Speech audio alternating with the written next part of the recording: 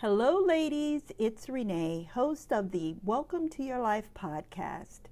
Have you thought of recording your own podcast, but the thought of learning new technology was too frightening?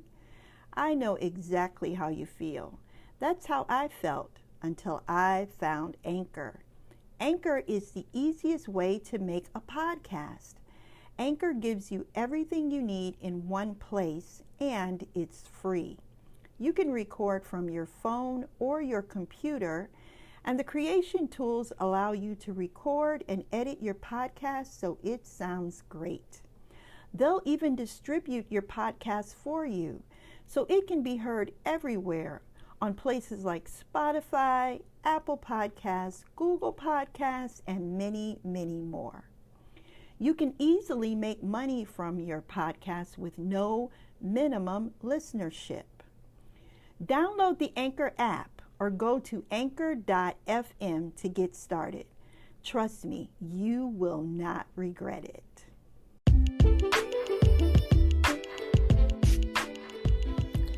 Caregiving is a constant learning experience. Vivian, Frazier.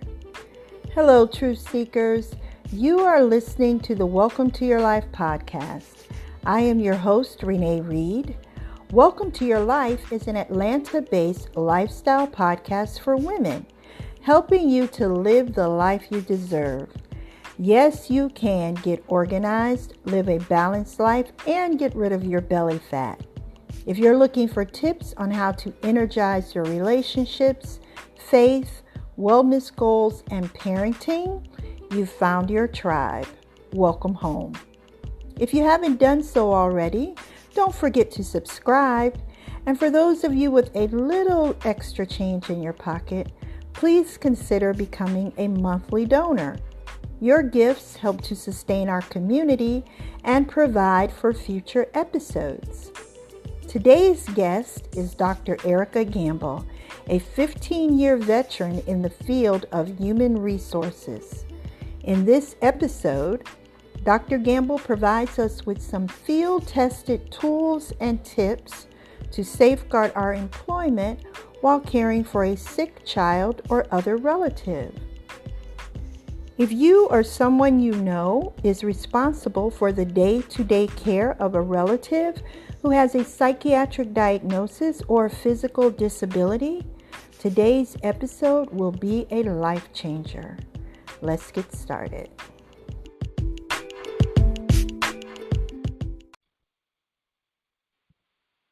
Hello, everyone. So today we are talking with Dr. Erica Gambl. Dr. Gambl has 15 years experience in the field of HR or human resources. She is an author, a life coach, entrepreneur, college professor, yoga instructor. Dr. Gambl, welcome to the podcast, and thank you so much for being with us today. Thank you so much. Thank you for having me.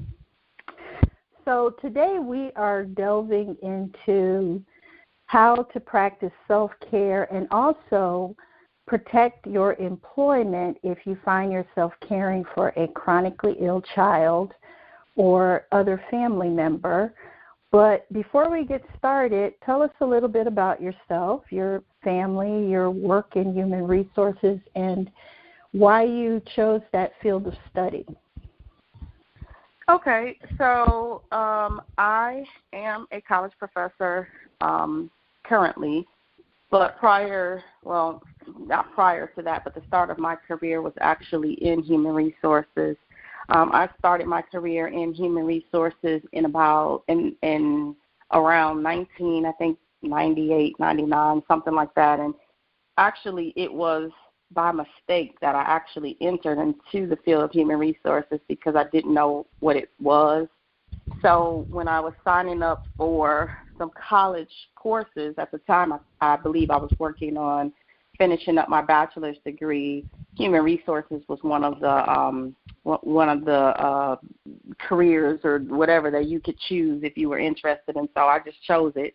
Really didn't know what it was, and so once I started studying what human resources was and what it meant and the impacts that it could have on an organization or on the lives of people who work within an organization, then it became interesting. It did not become interesting until I actually started practicing. And one of the reasons is because human resources in theory is not what human resources is in reality. So a lot of the things that you learn out of the book about how to deal with certain aspects of human resources and what it actually means and what it looks like is not necessarily the reality of it. And so it wasn't until I landed my first job in human resources, which was actually an administrative assistant in the recruiting department, is where I started. And that's where the impacts actually started happening, because I realized that I would actually be impacting people's lives. So, that's really how all of that happened. And so I'm glad that it did, because I do believe, and I still believe, that human resources is a great career field for anyone who is interested in making change, impacting people's lives, and just making change within the organization that they support, or if they're considering their own business. It's also great information that an entrepreneur or business owner would need to know in order to successfully run their company. That's great. And you said something really interesting about how this is a field that impacts the lives of people. And I don't think a lot of us think of it that way. I mean, the human resource manager is usually the person who takes your application and does the interview process, but you don't think of the entire role that a human resource department has to the health of an organization. Yeah, that's true, because I think times have changed from, the human resources used to be called personnel. And so just as you described, what you just described used to be the personnel department. So that person would be the one to take the application, do the interview, do the paperwork, fill out the tax forms, do the payroll. That person was doing everything. And then around 2000, early 2000s, HR started to evolve, where it became like, okay, there is not one person who can do all of this. We need to have someone who is specialized in recruitment. We need to have someone who's specialized in benefits. We need to have someone who is specialized in employee relations and compensation. All of those things are specialized, and not every one person is able or capable of doing that. And so I think as a result of a lot of things that start happening in the workplace, HR, the trends of HR had to change, because you needed to have someone who would really be specialized in a particular role in order to deal with particular situations.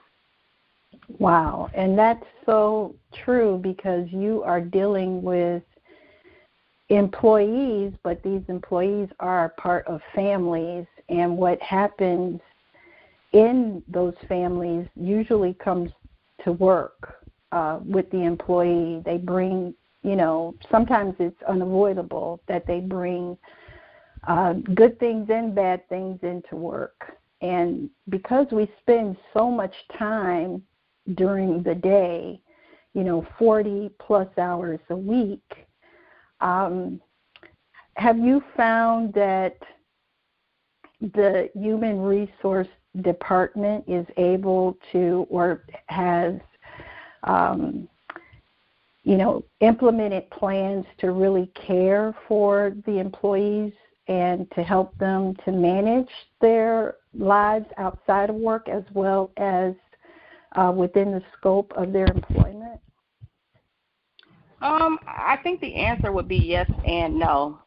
So I think the yes part of that would be there are human resources managers who are seasoned and have been around and understand the impacts of, people, and understand that, people spend more of their time at work than they do at home. And that also, too, I think a lot of it is if you as a human resources manager have personally had your own issues and situations, then you kind of know, okay, so I've been there, what did I do in this situation? Now, how can I potentially help this employee?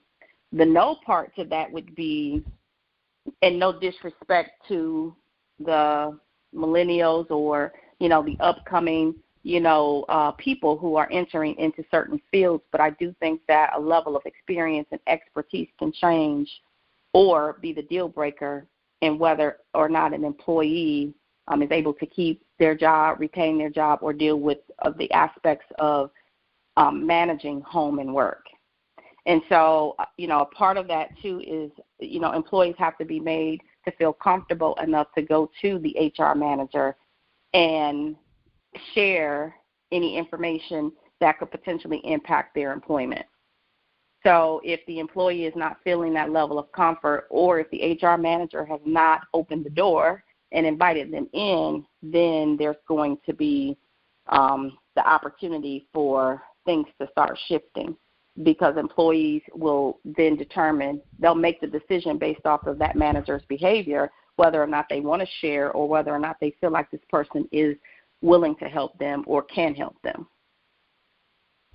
Wow, and you said something really great about employees feeling that they have been invited to come in and actually share, which would require, a level of trust that I, as an employee, am not sure that I would feel, with my employer or former employers.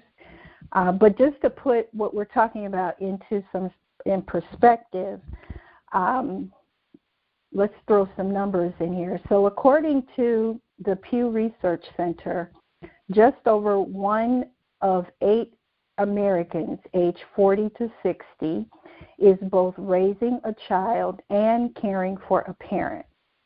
In addition to that, between 7 to 10 million adults are caring for their aging parents long distance, and the U.S. Census Bureau statistics paint a pretty bleak picture, because they are estimating that by 2030 there will be over 70 million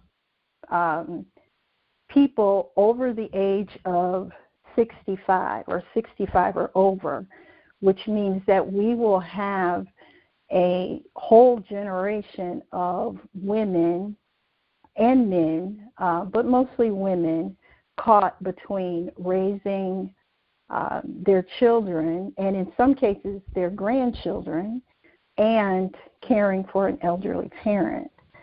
So do you think that the field of HR, are they ready for those numbers?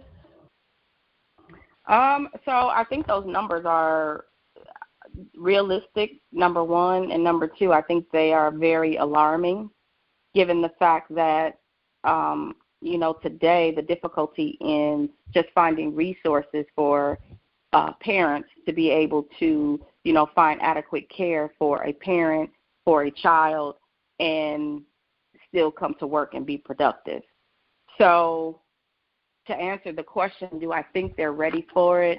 No, because I believe that the numbers are really, really rapidly changing as this trend we're starting to see is happening. And number two, I feel like it could be addressed more openly, and HR could be prepared to handle it more if they were willing.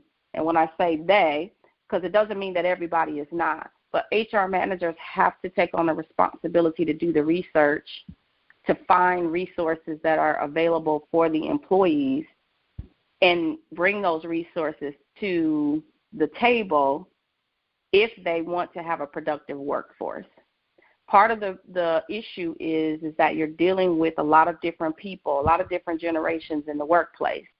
So you have examples of people who have no idea that you can even get benefits around elder care.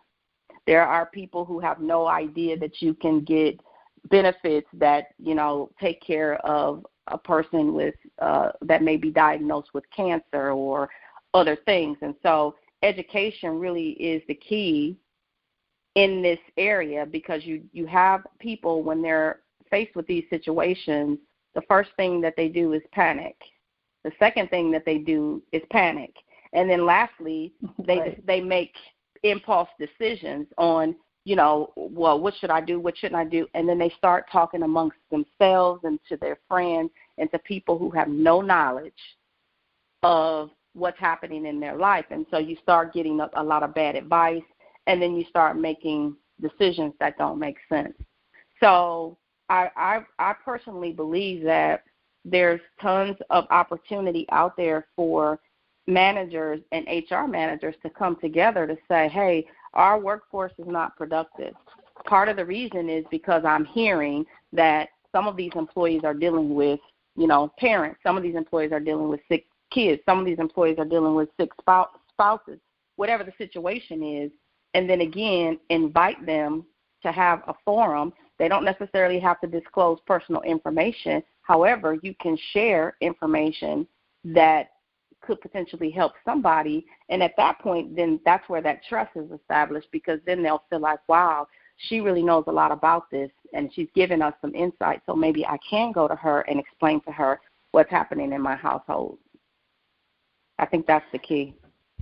That is the key. I totally agree with you. I think that, in order for businesses to grow, there must be trust between the employer and the employee. And it's a two-way street. It has to be something that is cultivated and maintained, and it has to become part of the environment of the, corporation or organization, and should be the lifeline of the organization, because where there is trust on both ends, I think that, if an employer is thinking of how to put a dollar amount to that, research shows that if an employee has trust in their employer, if they agree or align themselves with the vision of the employer, you have not only a healthier workforce, but you have a workforce who will work for you and do what needs to be done in order to bring the vision to fruition. But most times, and I don't know if you agree, but most times you see employees just going to work and punching a clock and not really thinking of themselves as part of the overall vision or the overall success of a company. And maybe because they weren't invited, to the table, like you said, so they feel they don't have a say in how things are run, or maybe because they don't trust that what they say or the input that they're able to provide will be heard by upper management. So, yeah, I totally agree with what you said. Do you think that's true. that? Yeah. Mm-hmm. So just to I don't know, is there a HR definition of what would be considered a chronic illness?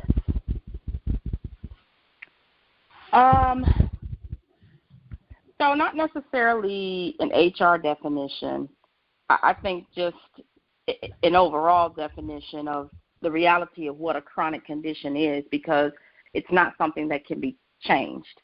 So, realistically, a chronic condition is something that is really a condition or disease that is going to be long-lasting in its effects.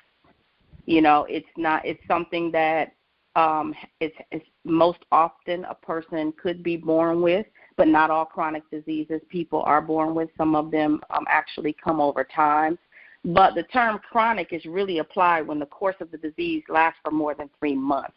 So I think that kind of answers that first part of your question, like from an HR, kind of standpoint.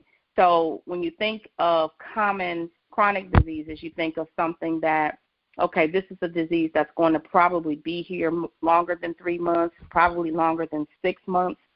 And then you start going into years and then lifetime. Many common chronic diseases are things like arthritis. People don't think of that as a chronic disease. People think of that as, just something that happens and it hurts and, you have it. That's chronic. Asthma is a chronic disease.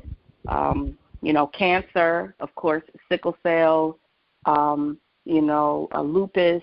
There's so many chronic things that fall in the category of chronic diseases, and there's so many diseases that aren't talked about that HR may not even know or understand because it's not talked about. But, and ultimately a chronic disease can become or can be a lifelong disease because the ultimate result of that is death. So, right. And then then that becomes a terminal illness. And I like what you said about lasting more than 3 months and I deal with or work with families who have children who have been diagnosed with either a physical or psychiatric disability. And these are disabilities that are lifelong, as you said. And what I've found is that, and that's how this topic even came about, is because,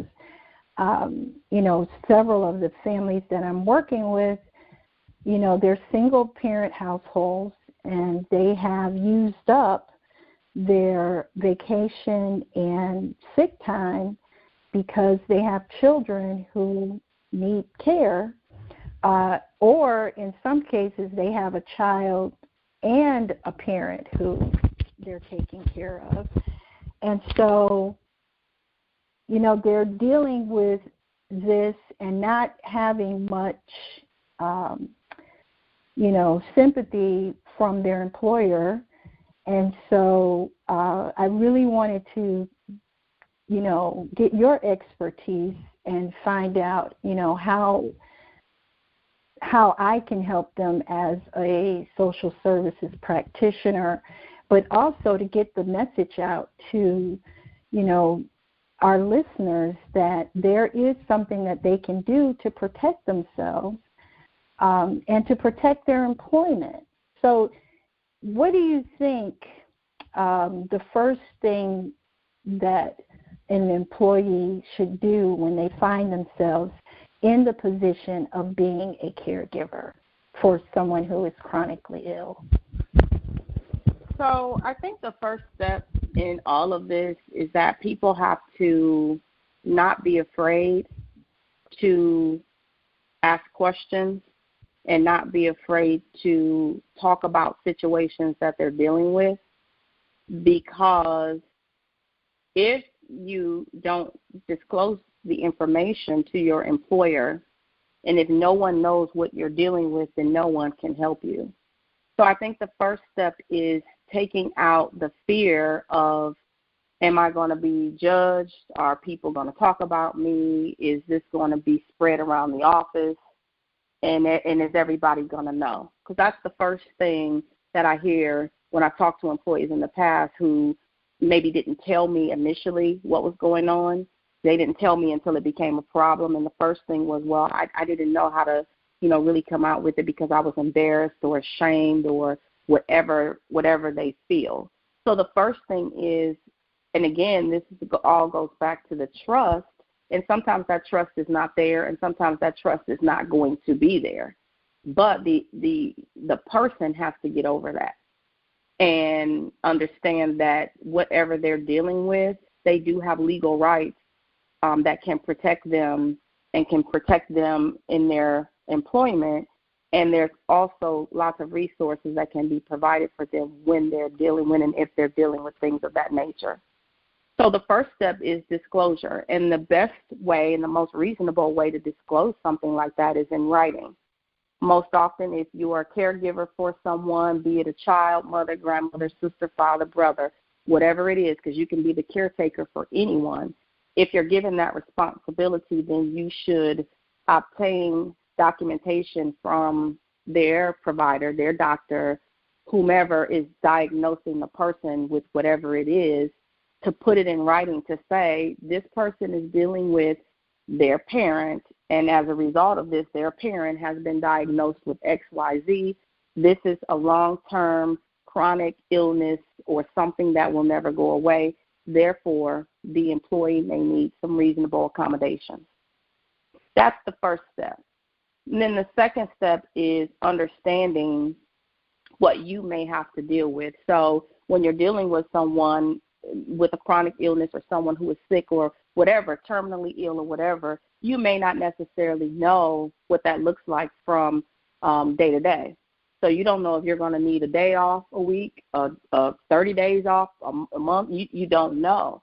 So then you have to find out or ask or do your own research and look at what's out there. By law, there are rules that protect employees for family medical reasons. And so the Family Medical Leave Act, that was enacted and put in place for people to be able to take off work and to take off from work to care for a loved one, family member, sick person, whatever, and not be penalized. So, the Family Medical Leave Act was enacted in 1993, and that's not that long ago. In reality, if you really think about it, it was, but it wasn't. There's so many people who still don't even know that exists. And so essentially, there are guidelines that there are rules and regulations to this, and there are some criteria that a person has to meet. And pretty much you have to have been on your job for at least a year or have worked 1,250 hours in order to be eligible for protection under family medical leave. However, if you don't meet that criteria, you still need to go to your employer to ask, are there any personal leaves that can be taken until that time comes where you have reached the hours and the time eligibility?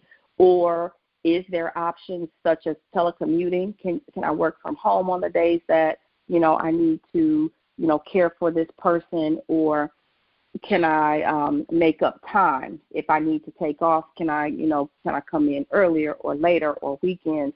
There are so many options and ways that, this can work. However, it has to be a relationship, meaning that the employer has to be concerned and has to be pretty much invested. But then you, as the person that's dealing with this, you also have to be invested as well. And you have to pretty much come to the table with the knowledge and knowing what your options are. And that is really I'm sorry, go ahead. No, you go ahead, because you probably are going to. And I was just going to say, I think a lot of times what we don't do is do our research. We don't do our due diligence.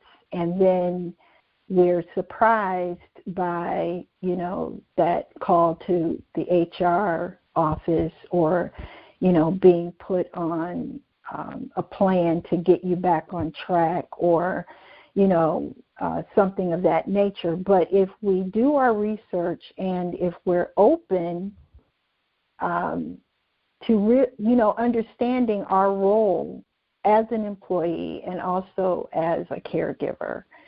And yes, it's difficult and it's stressful and it's draining. But like you said, if we do our research, then we can find out what's out there to help us. What resources can we put in place to kind of ease our burden? Yeah, that's absolutely correct. And part of the one thing that we have to realize is it's our responsibility. It's not the responsibility of the HR manager to know what you're dealing with at home. So it's really your responsibility, and part of that research could be merely looking in the employee handbook. How many times do we start a job or, go into a new thing or organization and we haven't even read the handbook? We don't even know what's in there. We don't know what types of things exist. Also, it may not necessarily be in the handbook, but it may just require a conversation, because there are alternatives, as I mentioned before. So maybe you don't meet eligibility for leave at this time, but there could be some alternatives that your manager can work out with the HR manager to help, to resolve the issue. because all in all, it's stressful for both the employee, especially because of what they're dealing with, but then it becomes stressful for the manager and as well as the other employees, because now the other employees may have to pick up the slack, or they may have to, and often the other employees don't know your situation. So they just assume, oh, she never comes to work. He's never here. He always calls off. He's always out. They don't know what's going on. So the impact of one person being out or two people being out taking care of a parent or a sick child, it becomes a trickle-down effect. And now the productivity and the morale are both low because people feel like, nobody's coming to work and everybody's doing their own thing. And then it just doesn't look good. And that's going to happen. And it's not for the employee to disclose their personal information unless they choose to. And it's definitely the manager and the HR manager definitely won't or shouldn't be disclosing that information. But it does create stress in the environment. And I've seen it also create stress on the employee because they don't necessarily want to share what's happening with their coworkers because they don't want people talking about them. And, you got a sick kid or, you got this that you're dealing with. So they don't want to be the talk of the office. So all of that stress then combined and coupled with the fact that you're taking off work. Also, a lot of it is you're taking off work and you're not getting paid because with family medical leave, there is not pay involved, and so now you're not getting paid, but you have to take off. And so, now we got all kind of levels of stress that are coming into play because of a situation. So I think the key overall is knowing you have to know what's available to you and know what your resources are first. You can't expect someone else to know them and present them to you, and then you have to be aware and ready to accept whatever they are. So with the Family Medical Leave Act, or FMLA, how would you apply for that? And do employees know that there's no pay associated with that, or do they assume that they'll still be getting their regular pay while they're on leave? Or even how does that work? Are you able to take off a certain amount of time or just whenever you need it? Yeah, good question. So FMLA, if you're eligible for FMLA, so again, the criteria by law is you have to have worked there 1 year and you have to have worked 1,250 hours. Now, there are going to be organizations that don't necessarily stick by that rule. That's going to be individual. However, they should be sticking by that rule because it could trickle down other things. So it's something that really should be followed, and it should be fair and consistent. So if you've met that criteria, if you've met that, then you would complete an application with, most often, depending on your organization, it's online, or you can go to your HR manager and let them know, I need FMLA paperwork. At that point, they will provide you with a packet of information that you would complete. And then you would there's also a section on there for the doctor or the caregiver or whomever to fill out that, they're actually justifying, this is correct, this is the situation. They would fill that out, and then you return that form to your HR manager, and then they would, determine approval. The leave is unpaid. So what FMLA is in place to do is protect your job. So what FMLA essentially says is this person has a family situation that they need to take care of. They have 12 weeks over the course of a year to take time off of work. So those 12 weeks can be either taken consecutively, they can be broken out week to week, they can be however you calculate the 12 weeks. So it's just a matter of 12 weeks. Now, some organizations have 12 weeks in a rolling year. So then as time, goes on, then you would reaccrue the time and it'll roll back on, and then it'll keep going.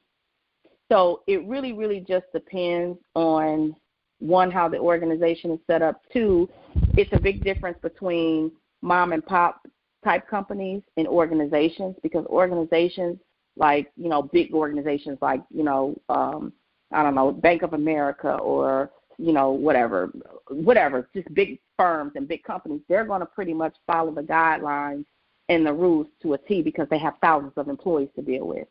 If it's a mom and pop type company or small company or a small business, they may not be as strict on the rules. They may just be a little bit more lenient. You may be able to work something out, and it's a little bit less paperwork involved. But it's going to depend on who you work for. It's going to depend on the management team and the organization. But I would recommend to any employee that whatever agreements that you make with your manager, whether it's inside of the guidelines or outside of the guidelines, that you get everything in writing. Because I've also seen where managers and HR managers have made deals, quote unquote, with employees like, hey, you know what, you can just work the weekends since you can't come in during the week, or if you miss 2 days, a week, you can come in on the weekends. Then it becomes a problem with other employees, or it becomes a problem, or that employee is not following through with the agreement. Then the organization wants to terminate. Well, you can't terminate somebody if you don't have grounds. If nothing's in writing, it's your word against mine. Then it becomes situational.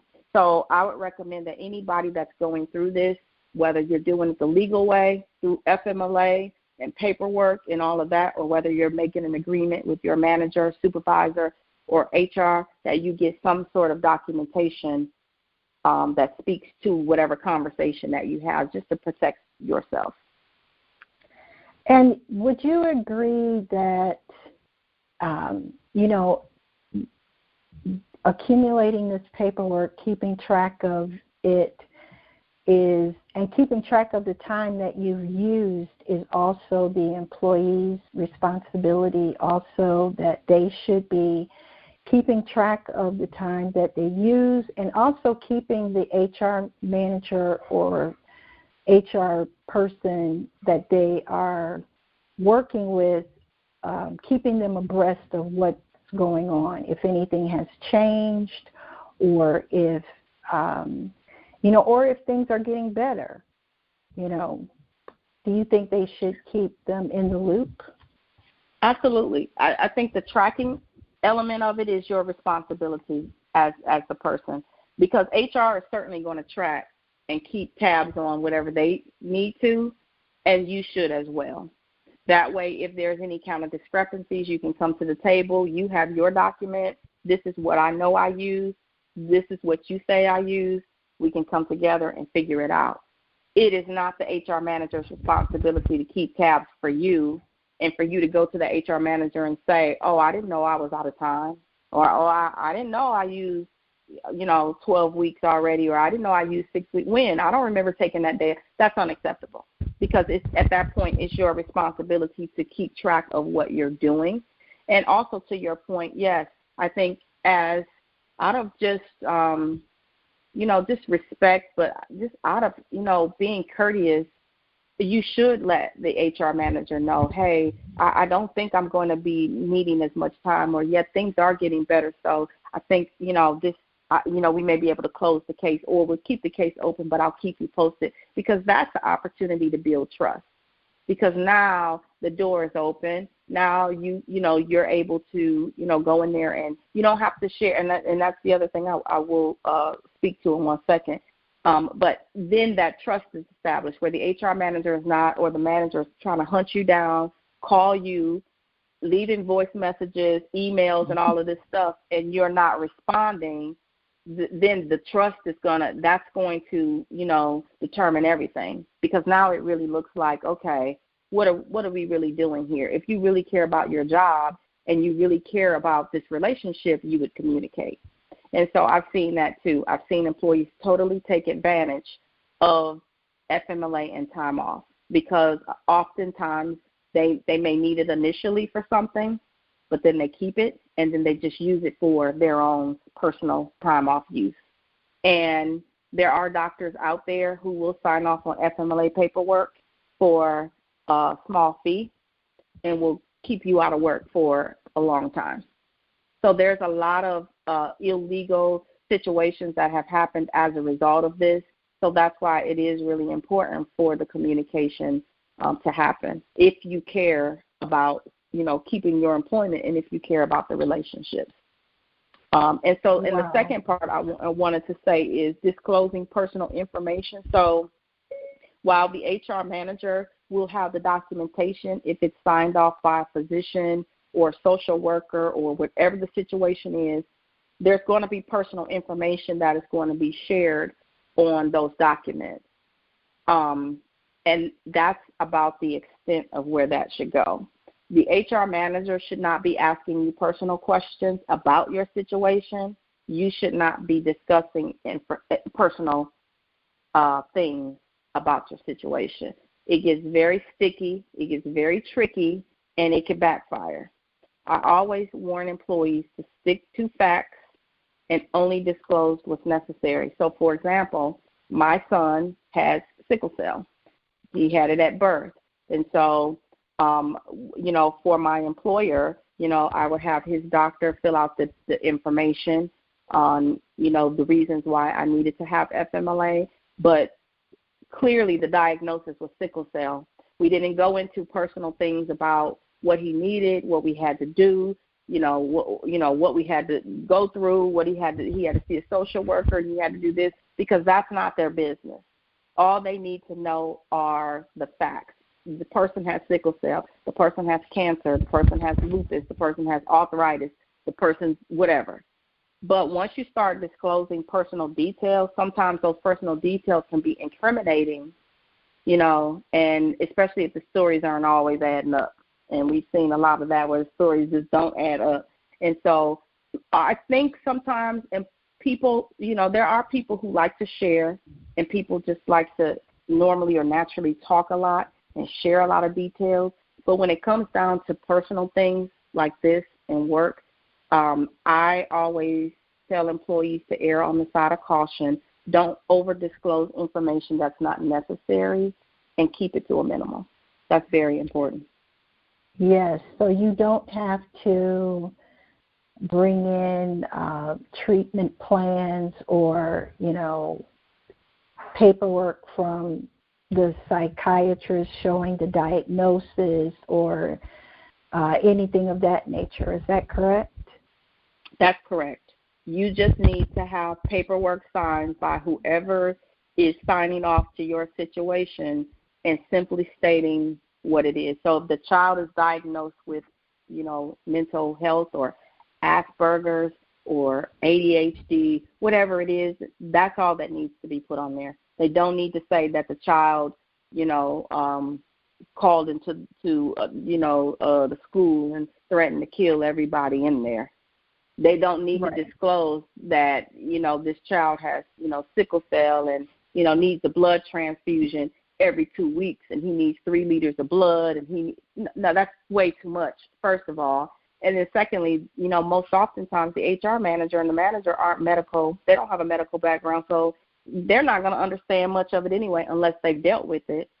And it's just not necessary. It's just not necessary to disclose that.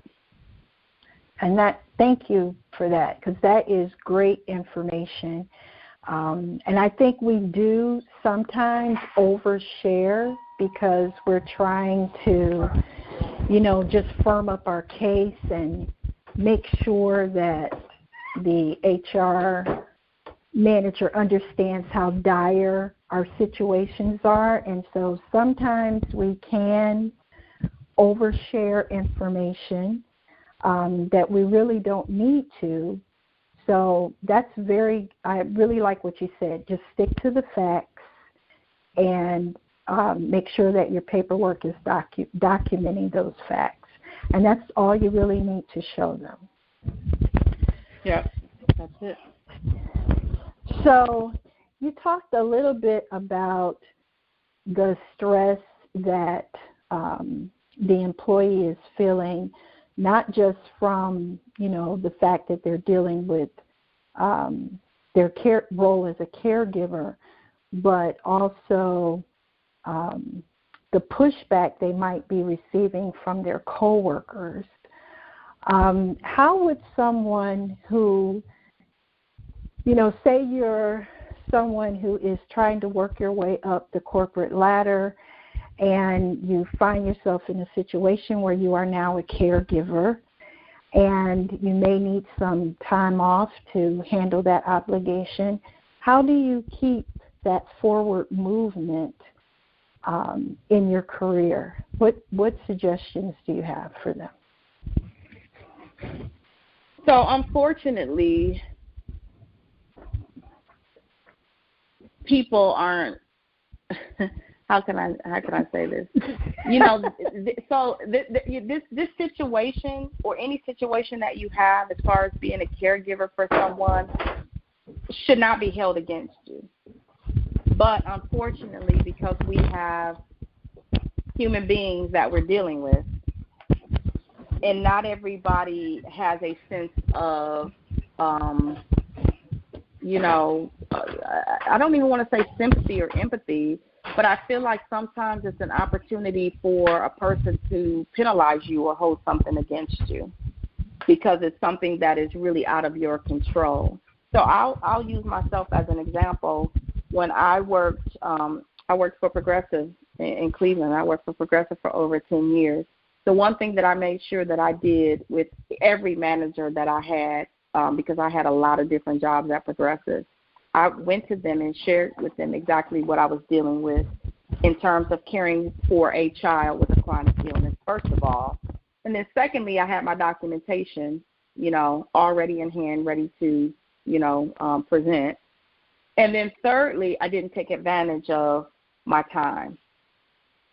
So that was one way that, I kept that to a minimum. But also, I think it can often show just in the work and in your work ethic and then, how you do things. So, for example, I was working my way up the career ladder at Progressive in human resources. I started as an administrative assistant, then I moved into a role as a recruiter, then I moved over to benefits, and then I moved over to HR generalist.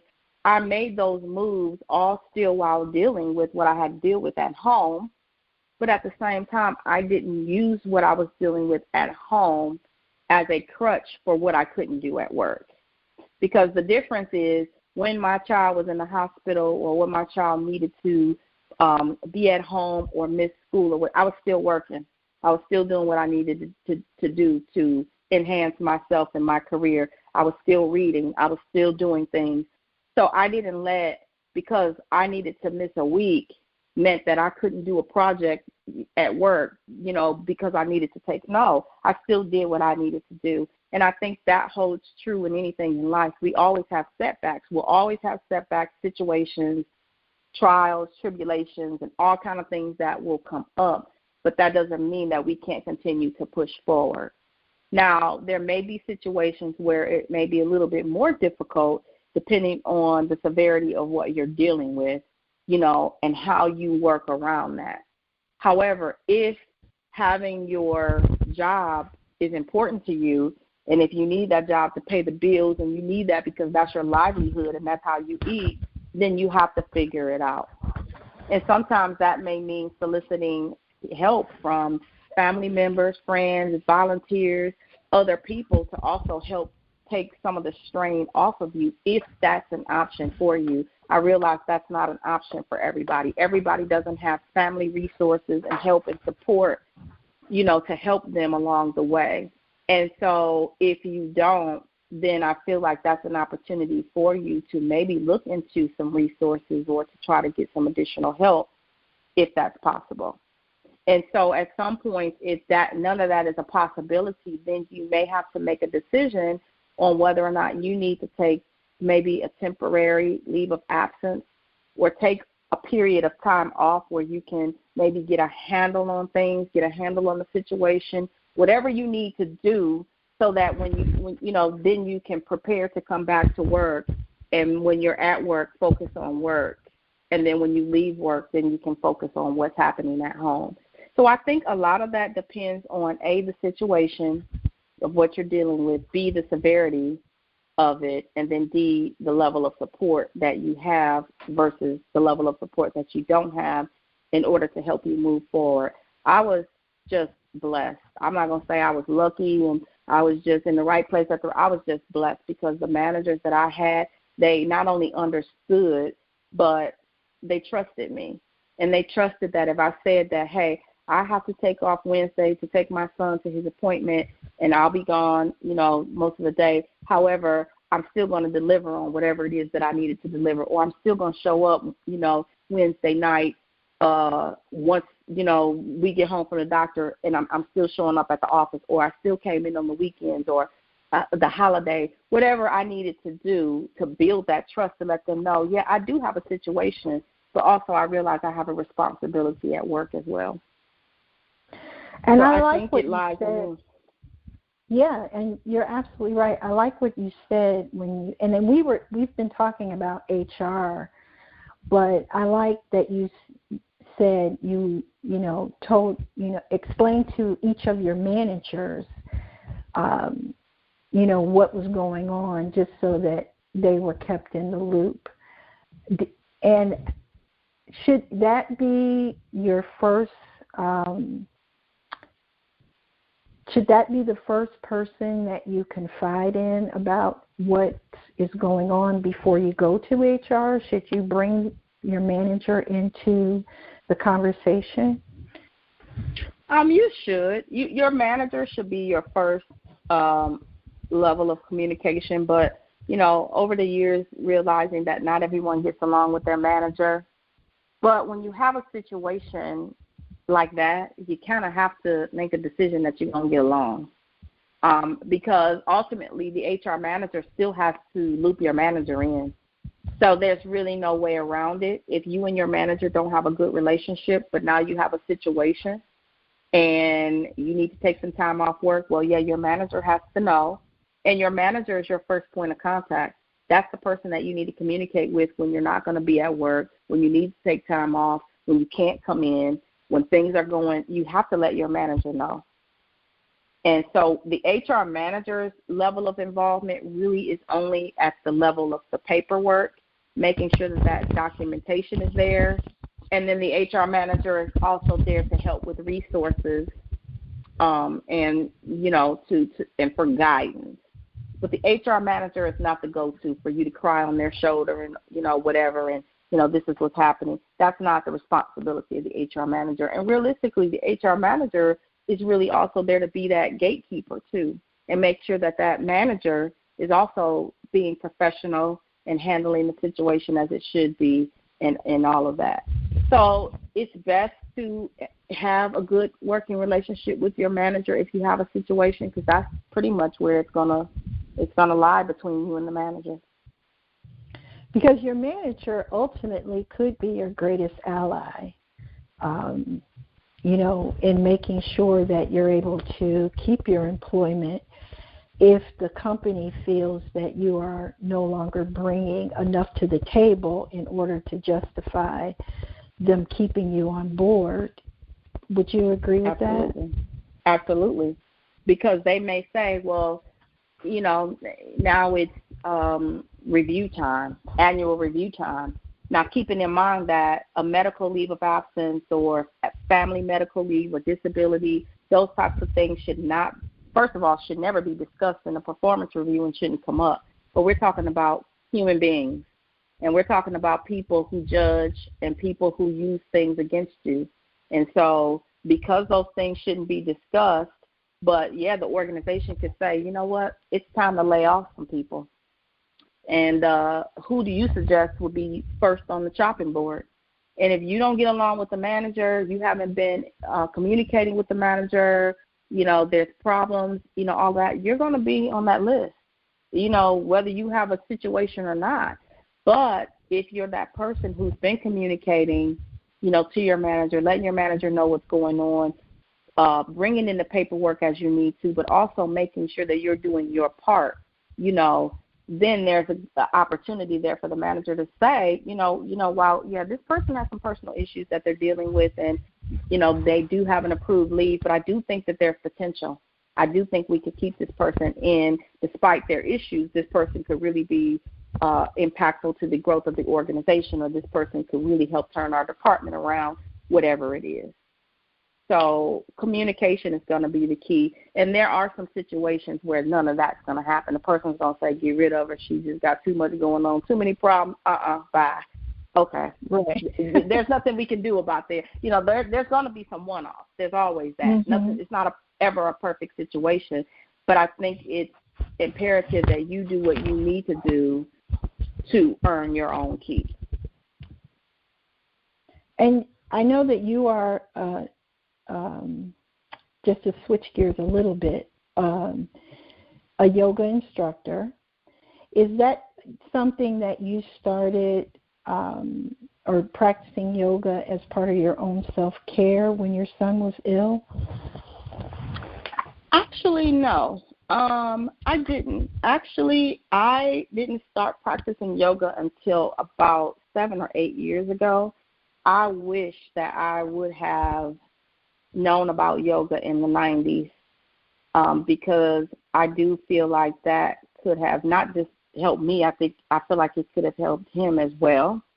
But, and maybe as you know, or, some of our listeners, African-American people weren't, yoga wasn't talked about. It wasn't introduced in the communities. It wasn't heard of. It wasn't for us.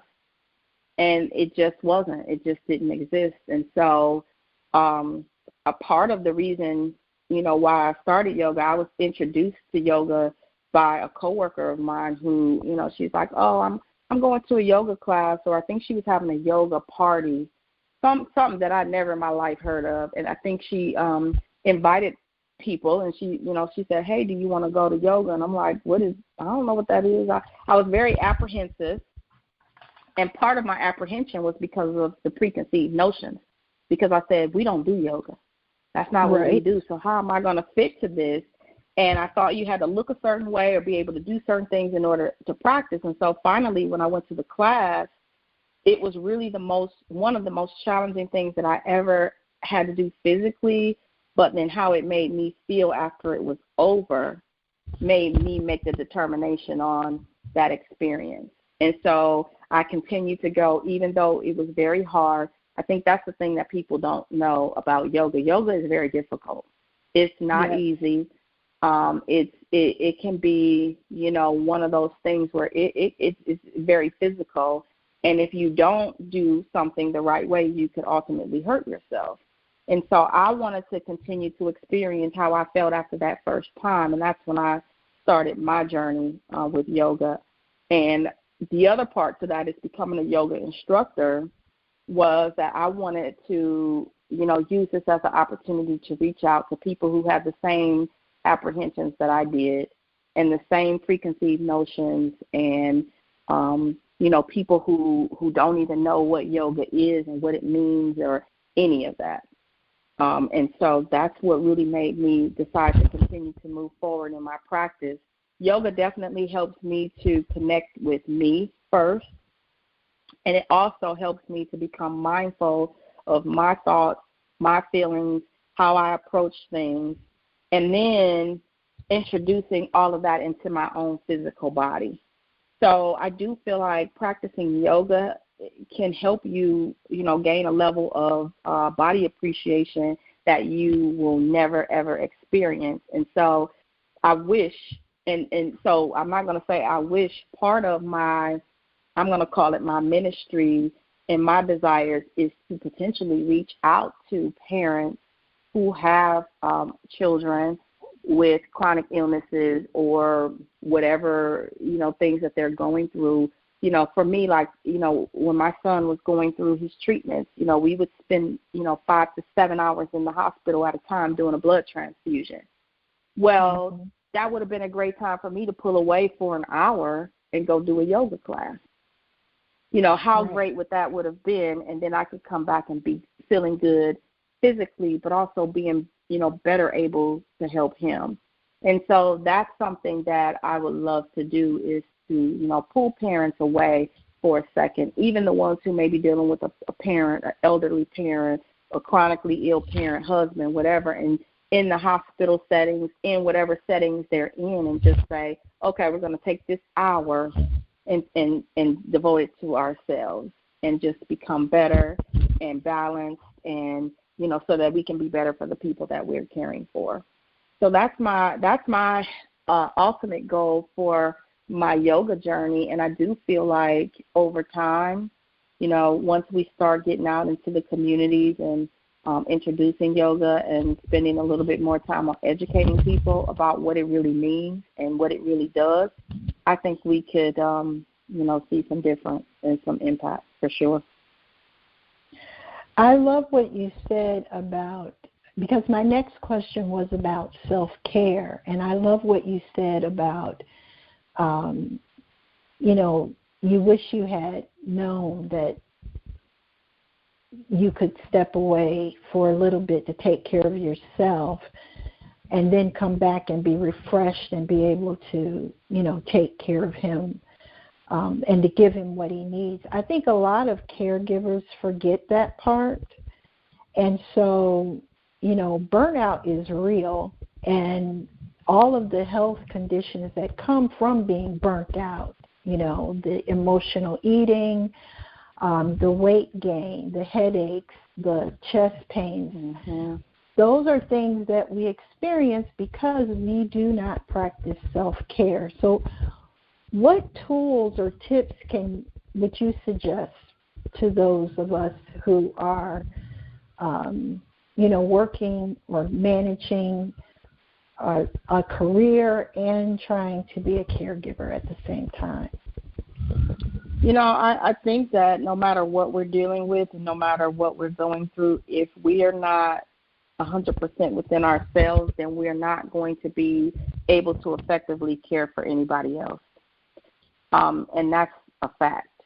So I think many of us can relate to or may know someone who has been struggling with a child or a husband or a parent, and they took care of that person and they did everything, and that's all they focused on, and then they ultimately ended up needing some of their own care or fell ill or something happened because their focus was all on the other person and not so much on themselves.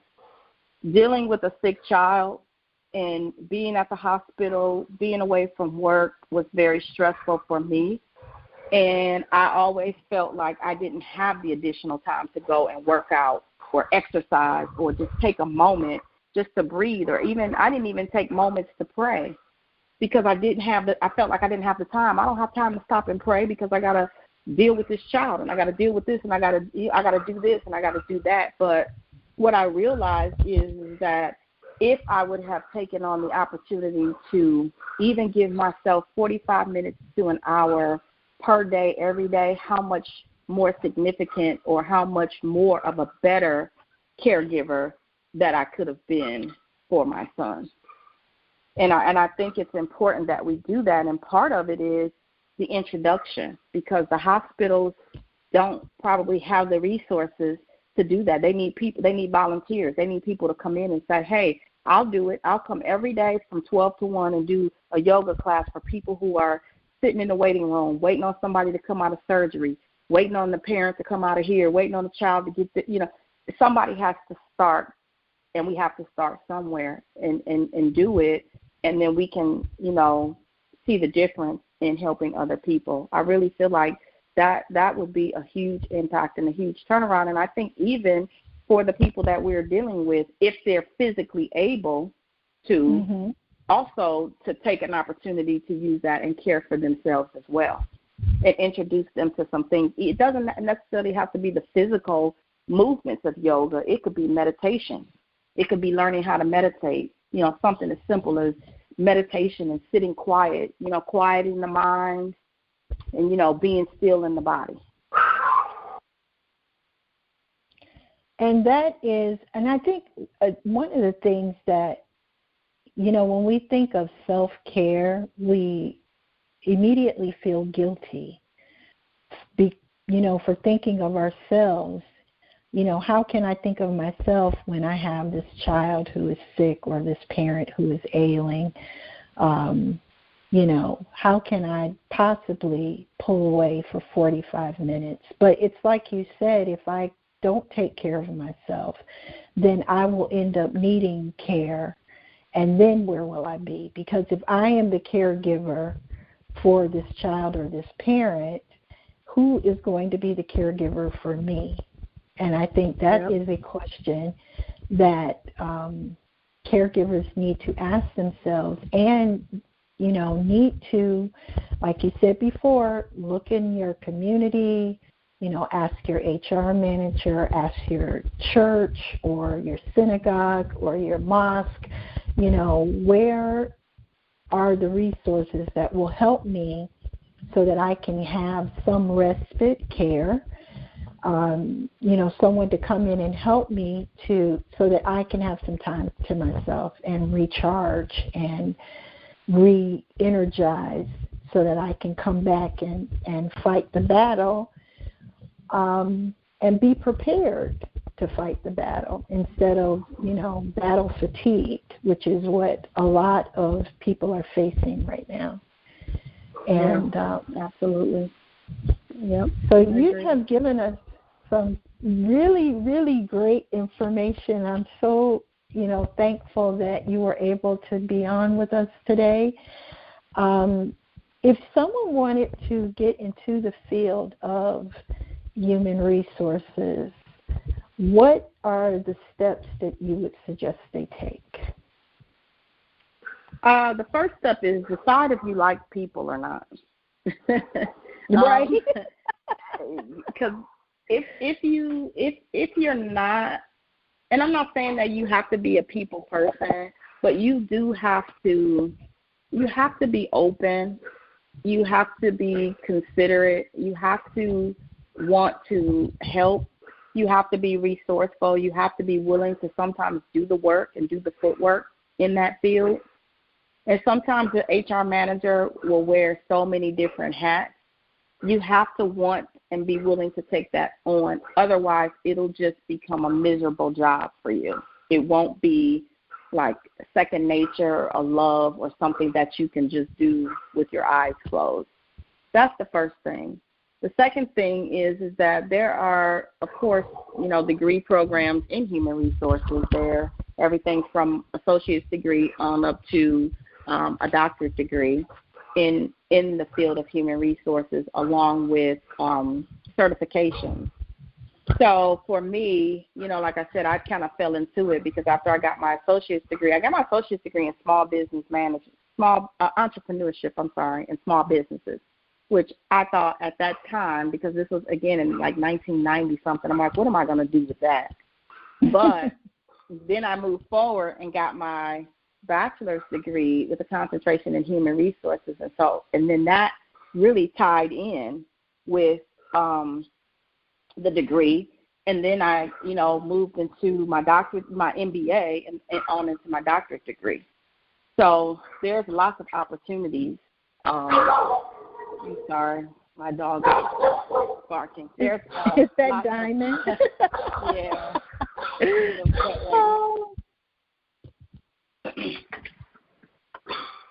Oh, okay. There's lots of opportunities for people to enter into the field of human resources and different aspects of it.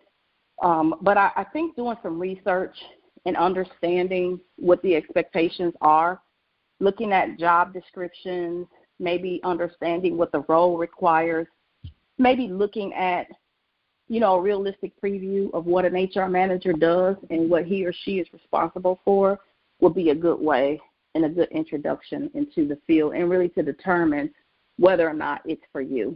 Because I do know that the HR community has changed. It is evolving. It's no longer just a standard person, necessarily sitting in the office working 9 to 5. There's lots of different approaches that HR managers take. HR managers are now training. They're doing training. They're doing development. They're tapping into so many other things as well. So it's really one of those things where it's much needed. Diversity is definitely needed in the career, and it just really requires a special, type of person to want to really take that on and make some change. So, wow. And I think one of the things that you kind of glazed over, which I will toot your horn for you, is that you were able to earn your MBA and your doctorate degree while taking care of taking care of your son who was ill, but you also had another son. And you were able to do that and raise them. They're, grown up now, but I just want to applaud you for that work. And I think that you're a perfect example of what can be done if you, do your homework, do your research, and really pull in the resources around you to help you achieve your goal. So, yeah, well, thank you. I appreciate that, and I will say it definitely wasn't easy. It definitely wasn't easy. It did not come with, a lack of sleepless nights and, just a lot of heartache and a lot of struggles and just a lot of wanting to quit and all of that, because it's just not easy. But, it's worth it. And that's part of the reason why I do what I do and really want to help inspire and encourage people and let them know that they can do it, because, I dealt with a lot of things. And, having a child that's sick, if you have a child that's sick, I don't know anything about having a parent that's sick because I didn't have to take care of a sick parent. But having a sick child and knowing that it's a lifelong illness, it never's going to go away. So at that point, I had to determine whether I was going to accept that or not, deal with it or not, and then how we needed to move forward, because it was something that wasn't ever going to change. So my advice to anybody is that if that's your situation, you have to decide whether or not you're going to stay in it and never move forward, or you deal with it and life has to go on. And so you still have to work towards the things that you want to, regardless of any situation that you're dealing with, even if it's you, if it's a spouse, if it's a child or a parent. You still have to make the decision to take care of you, because I knew that if I would not have continued on and got my education and done the things that I needed to do, how would I be able to take care of my children? And right. So that was a decision that I had to make, in addition to dealing with that is, okay, I still have to take care of them and I still have to be a resource to them and still need to do things and take care of myself and my life. So, yeah, that's why life coaching is so important, and, just reaching out and being an advocate in the community and, all of that for people to see that there is hope and that it can be done. And out of your, taking care of your son and really volunteering with the Sickle Cell Foundation, I think both in Cleveland and in Atlanta, is that correct? That is correct. You wrote a book.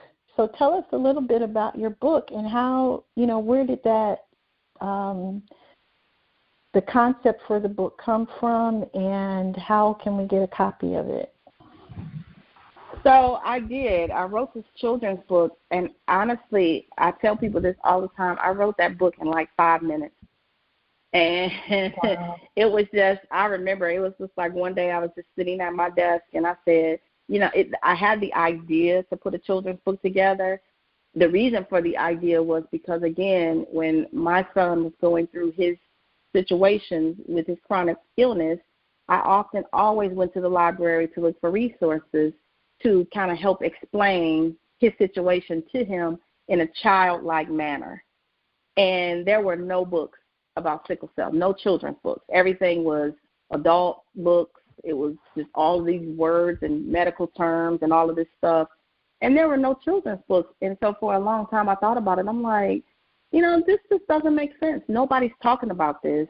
The kids don't understand. And then he had a sibling who certainly didn't understand. He wasn't old enough to understand.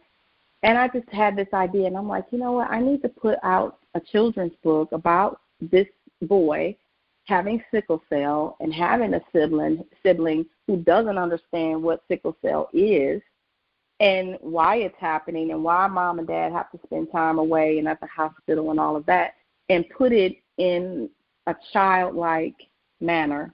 And that's what I did. So I actually wrote in 2014 or 13, I can't remember now, my brother has sickle cell.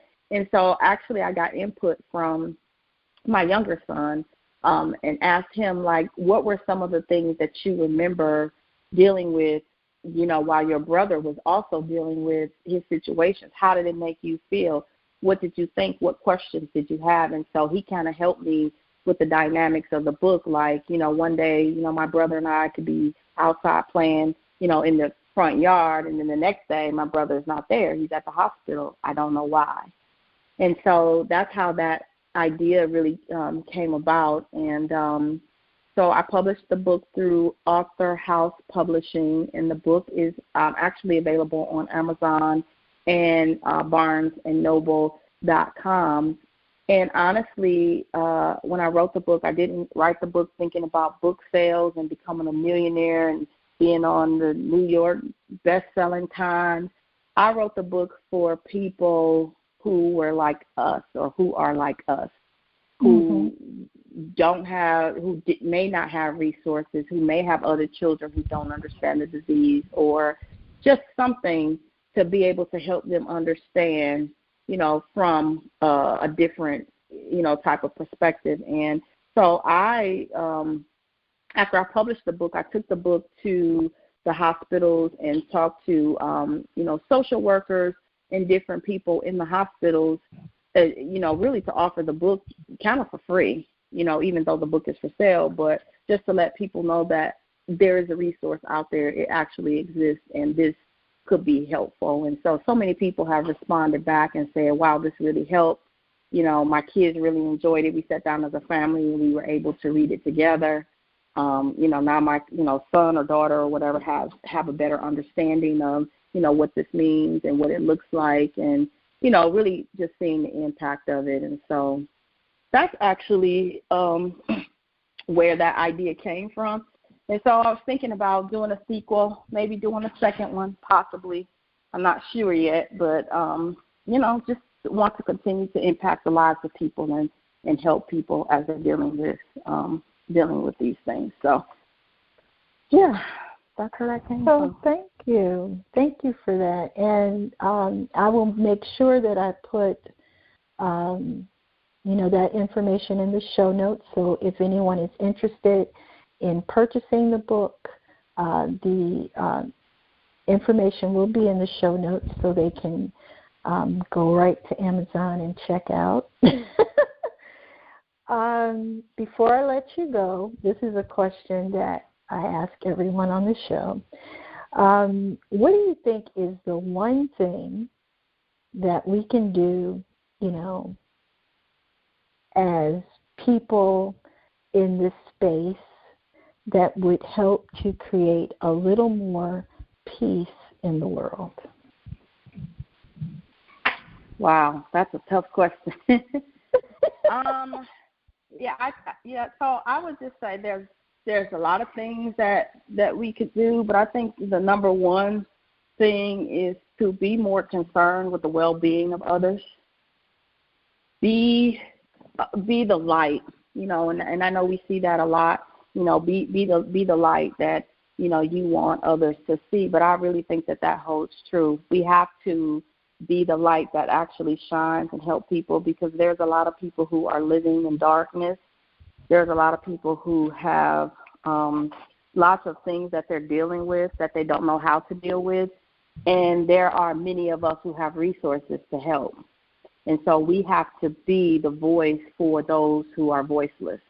And I think that just comes with being nice to people, offering a helping hand to people, sometimes just offering to do things for free, you know, not always thinking about money and, you know, charging and doing that, but just really being more of a resource for those who may not have the resources available to them. I think that's just really important, helping other people.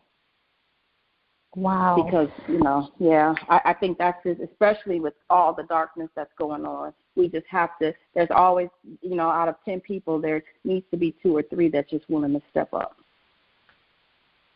Thank you so much. I have learned so much today, and I'm sure our listeners have also, Dr. Gambl. So I really want to thank you for being with us today, for sharing your knowledge and your story, and also for, bringing a little Black Girl Magic to the show. Absolutely. You are, an example of what, can happen when you, just make your mind up that I'm going to do it, and failure is not an option. And so I really, applaud your efforts and the effort that you extend to our communities, both in Cleveland and here in Atlanta. So thank you very much. Well, thank you, and thank you for having me. Yeah, thank you. It was a pleasure, and I'm happy to do it. And like you'll put the notes in there, but if people want to reach out to me as well for, any additional insight or volunteer services, something that they may need help or assistance with, you can put my information out there as well. Awesome. I sure will. If you want, can you give us your email address or your website? Absolutely. So you can reach me at my email is Dr. Gambl, so drgambl1972@gmail.com.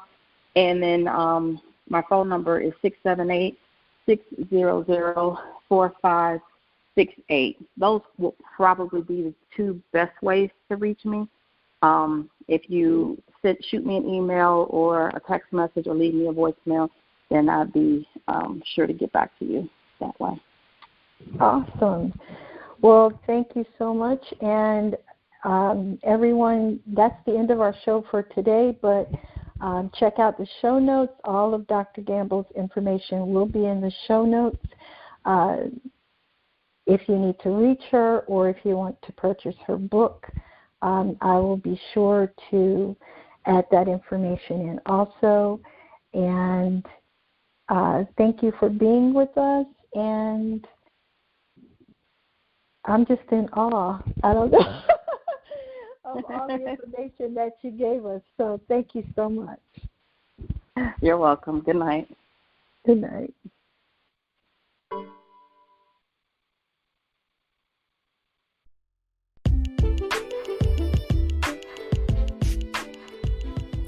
Caregiving is a constant learning experience. Vivian, Frazier. Hey, Truth Seekers. I can't wait to hear your thoughts on today's episode. You can comment below or shoot me an email. Renee Reed at reneereed.net. You can also find me on Twitter, Instagram, and Facebook at I am Renee Reed. So let's connect there. Hey, have you subscribed yet? Come on, join the family. We would love to have you, and I don't want you to miss one episode of this podcast. Did you know that becoming a monthly donor is a great way to keep the flow of ideas moving and changing our world? I can't do what I do without you, so thank you in advance. And don't forget to share this episode with someone you love. Until next time, remember, you are stronger than you give yourself credit and more blessed than you know. We'll talk soon. Bye.